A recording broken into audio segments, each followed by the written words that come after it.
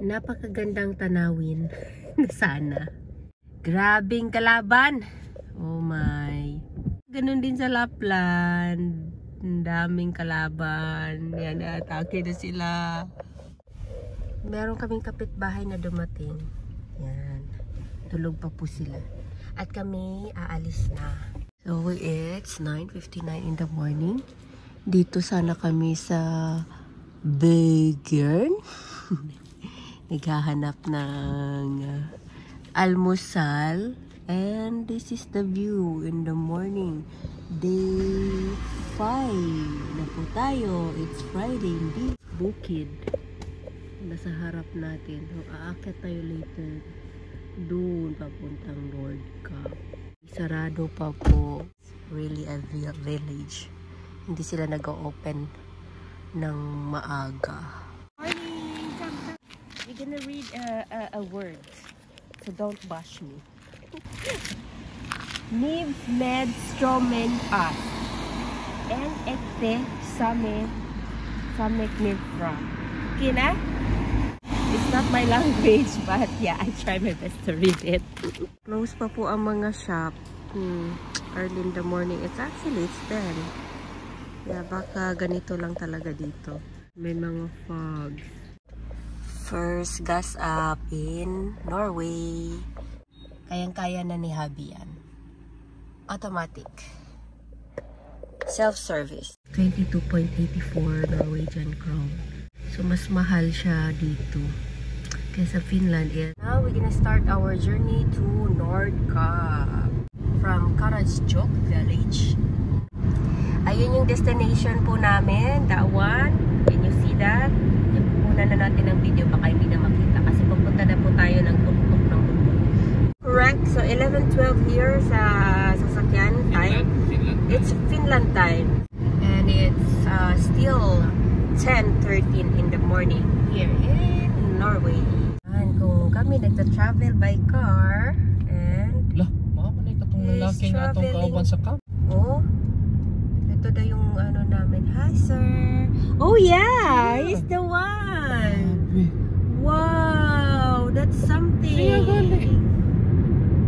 Hello, kasi bikers going to Nordka. Finland to gikan. Yeah, siya yung nasa isang side. Wow, that's nice, huh? Wow. Maybe we can try camping by bike para matanggal ang mga ka-fats. Here, nakikita na yung ating area kung saan tayo aakyat. Yan. Here, isa pang anggulo. Ayan. Nasaan na yun? Yan. Uy, ba't mainit dun? Papagita ko na naman yung mukha mo. Stop over. Meron tayong nakitang tourist spot. Lazaretet Iskoganvare. Okay? I don't know, but I just read it. Okay? Ikaw naman, let's go. Mag-hike tayo. So, kunan lang natin yung mga the best part. Masaka. Magsaka, diba?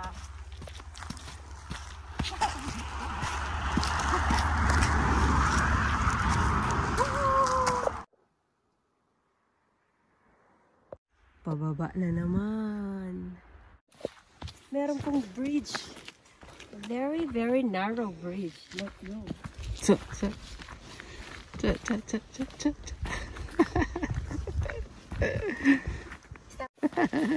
Welcome to the bridge. We're going to the other side of the forest. Okay. To see the main pond. Oh my gee. I'm not scared. Okay. Tuloy mo lang yan. Wow. Atas ako. Wala'y crocodile dari. Wow. Hello, Norway. From the countryside. Another experience. Kailan nila katakutan? This is my moment of truth. Parang tayong nasa movie. So, if ito yung first stop natin. Going to the Nordkapp. But of course, we don't want to miss any best spot. May pa nagsasabi ko. Actually, yung bridge is uyog-uyog siya. Okay na? Oh, ikaw yung palabas naman, no ka ba? Kasali ka syempre. Okay, heading. Where? It's a historical place for military people, laundry and bathroom. This one. Alright. Very old. Manila hospital. Sila ang mga soldier. Hospitals of the soldiers. Oh, Araro. Araro. They have also this one here. Okay. Interesting. I can feel the vibes. Very old metals. Yan. And then another one. A few clips for this historical parts of their materials. Yeah. Parts sa sakyanan. Oh, it's a car. Here. They just left it here. Yan. Don't take anything from here. Naging tourist spots na to. Gas tank. Okay, according to Hobby, it's a bomb. Sure, it's a bomb. Anyway, kayo na bahala mag-recognize what kind of items is this. Vehicle workshop. Let's go. Oh, that one. Okay. We like this kind of places, very historical. Panabayaan lang nila in the middle of the forest. And there's another one. Let's run. Here. This is also a truck. What is this? A truck.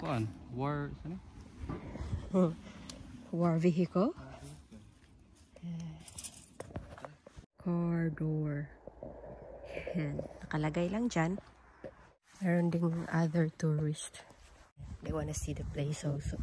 Mga passengers or mga caravan campers. This is infirmary. So basically it's a kind of surgery. Hospitals. Yan. Very old. No? Alright. They're making some surgeries. They have patients here. Yan. Very, very old. And lot more there. May mga tubo pa. Meron pang balde. Infirmary, another part of the hospital. This might be for the recovery of the patients, and the other is for surgery.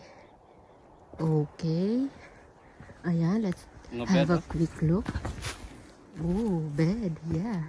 Nabisita ko na rin ang mga old hospital. Yan. Okay. May story dito. May mafe-feel kang something. Mag-respect tayo sa place. Ano, that one. And there are more stuffs there. Yan. Dun. Very quiet place. Ano? Mga beds. Heater. Sample, ha? Oh, ganyan na siya. Nag-grass na lang siya. And then, they just keep it here. Air raid shelter. It's also a hospital, but it was well hidden outside the areas of the military activity. Operating theater, operated by the doctors from German Red Cross. This area. May mga remains pa sila dyan. Here is the kitchen. Wow. Wide.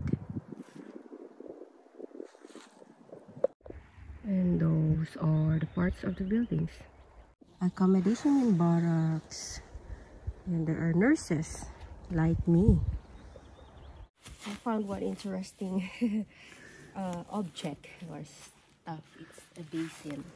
I guess this they're gonna use it for, you know, during the operation surgeries, to wash hands, everything. Parts of the nurse's life. And some beddings also here. Hello, bubuyog. Mga kaming.